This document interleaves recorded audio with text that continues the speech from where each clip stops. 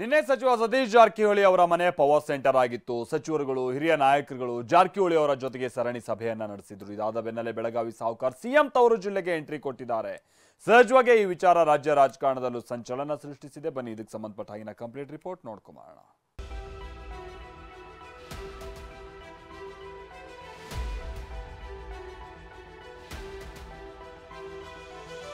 CM ಕುರ್ಚಿಯ ಚರ್ಚೆ ಸಚಿವ ಸತೀಶ್ ಜಾರಕಿಹೊಳಿ ಸುತ್ತ ಗಿರಿಕಿ ಹೊಡಿತಾ ಇದೆ. ನಿನ್ನೆಯಷ್ಟೇ ಸಾಲು ಸಾಲು ನಾಯಕರು ಸತೀಶ್ ಜಾರಕಿಹೊಳಿ ಅವರನ್ನ ಭೇಟಿಯಾಗಿದ್ರು.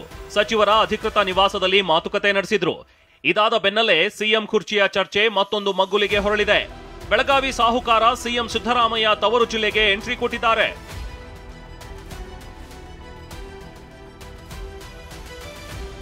ದಿಢೀರ್ ಮೈಸೂರಿಗೆ ಆಗಮಿಸಿದ ಸತೀಶ್ ಜಾರಕಿಹೊಳಿ.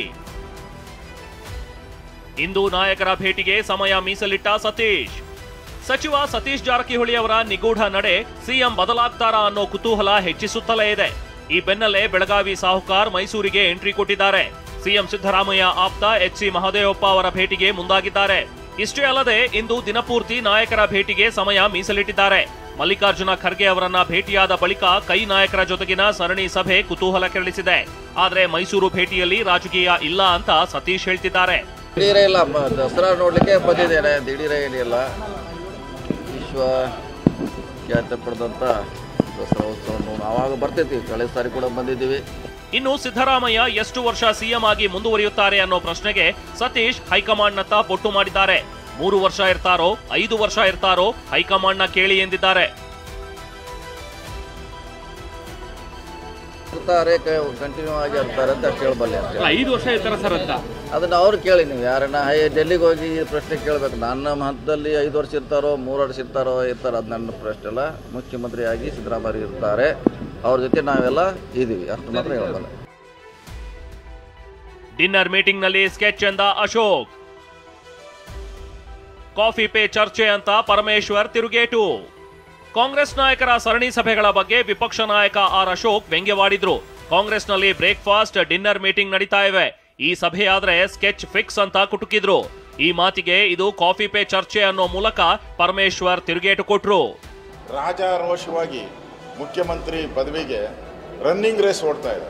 ಇಲ್ಲಿ ಬ್ರೇಕ್ಫಾಸ್ಟ್ ಮೀಟಿಂಗ್ ಅಂದ್ರೆ ಮುಗೀತು, ಮುಖ್ಯಮಂತ್ರಿನ ಇಳಿಸುವಂತ ಮೀಟಿಂಗ್. ಅದು ರಾತ್ರಿ ಡಿನ್ನರ್ ಏನಾನ ಮಾಡಿದ್ರೆ ಅದು ಗ್ಯಾರಂಟಿ ಏನೋ ಸ್ಕೆಚ್ ಹಾಕಿರ್ತಾರೆ ಇವರು. ಚಾಯ್ ಪೇ ಚರ್ಚಾ, ಈಗ ನಾವು ಕಾಫಿ ಪೇ ಚರ್ಚೆ ಮಾಡಿದಪ್ಪ. ಏನಾಗಿದೆ, ಎಲ್ಲಿ ನಾವು ಇಬ್ಬರು ಕೂತ್ಕೊಂಡು 2 ಲೋಟ ಕಾಫಿ ಕುಡಿದ್ಬಿಟ್ರೆ ಮುಖ್ಯಮಂತ್ರಿ ಮಾಡಿಬಿಡ್ತಾರೆ ಅನ್ನೋದಾದರೆ ಭಾಳ ಚರ್ಚೆಗಳಾಗ್ತಾವೆ. ಬಿಜೆಪಿಯವರು ಕನಸು ಕಾಣ್ತಿದ್ದಾರೆ ಎಂದ ಸಚಿವ ತಂಗಡಗಿ. ಬಿಜೆಪಿ ರಾಜ್ಯಾಧ್ಯಕ್ಷ ಬಿವೈ ವಿಜಯೇಂದ್ರ ಸಿಎಂ ಸಿದ್ದರಾಮಯ್ಯರ ರಾಜೀನಾಮೆಯ ಭವಿಷ್ಯ ನುಡಿದಿದ್ರು. ದಸರಾ ಬಳಿಕ ಸಿಎಂ ರಾಜೀನಾಮೆ ಕೊಡ್ತಾರೆ ಅಂದಿದ್ರು. ಈ ಮಾತಿಗೆ ಸಚಿವ ಶಿವರಾಜ್ ತಂಗಡಗಿ ತಿರುಗೇಟು ಕೊಟ್ಟಿದ್ದಾರೆ. ಮುಖ್ಯಮಂತ್ರಿಗಳು ಬದಲಾವಣೆ ಆಗಬೇಕು.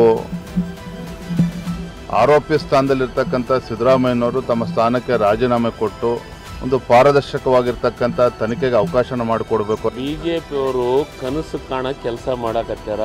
1000 ಕೋಟಿ ಇದೆ, 1000 ಕೋಟಿ ಒಳಗೆ ಸರ್ಕಾರ ಬೆಳೆಸ್ತೀನಿ ಅಂದ್ರೆ ಯಾರ ಹತ್ರ 1000 ಕೋಟಿ ಇದೆ? ಏನು ವಿಜೇಂದ್ರ ಹತ್ರ ಇದೆನಾ? ಸಿಎಂ ರಾಜೀನಾಮೆ ಕೊಡಬೇಕು ಎಂಬ ಹೇಳಿಕೆಗೆ ಬದ್ಧ. ಪುನರುಚ್ಚರಿಸಿದ ಕಾಂಗ್ರೆಸ್ ಹಿರಿಯ ನಾಯಕ ಕೋಳಿವಾಡ. ಸಿಎಂ ಬದಲಾವಣೆ ಚರ್ಚೆ ಹೊತ್ತಲೇ ಮಾಜಿ ಸ್ಪೀಕರ್ ಕೋಳಿವಾಡ ಸಿದ್ದರಾಮಯ್ಯ ರಾಜೀನಾಮೆ ಬಗ್ಗೆ ಮಾತನಾಡಿದ್ದಾರೆ. ತಮ್ಮ ಹಳೆ ಹೇಳಿಕೆಗೆ ಈಗಲೂ ಬದ್ಧ ಎಂದಿದ್ದಾರೆ. ಮುಖ್ಯಮಂತ್ರಿಗಳ ರಾಜೀನಾಮೆ ಹೇಳಿಕೆ ಈಗಲೂ ಬದ್ಧ ತಾವು? ಅಲ್ಲ, ಯಾವಾಗಲೂ ನಾನು ಅದು ಬದಲಾವಣೆ ಆಗಕ್ಕಾಗುತ್ತಾ? ಬದಲಾವಣೆ ಅಲ್ಲ, ನನ್ನ ಅಭಿಪ್ರಾಯ ನಾನು ಹೇಳಿದ್ದೀನಿ, ನನ್ನ ವೈಯಕ್ತಿಕ ಅಭಿಪ್ರಾಯ.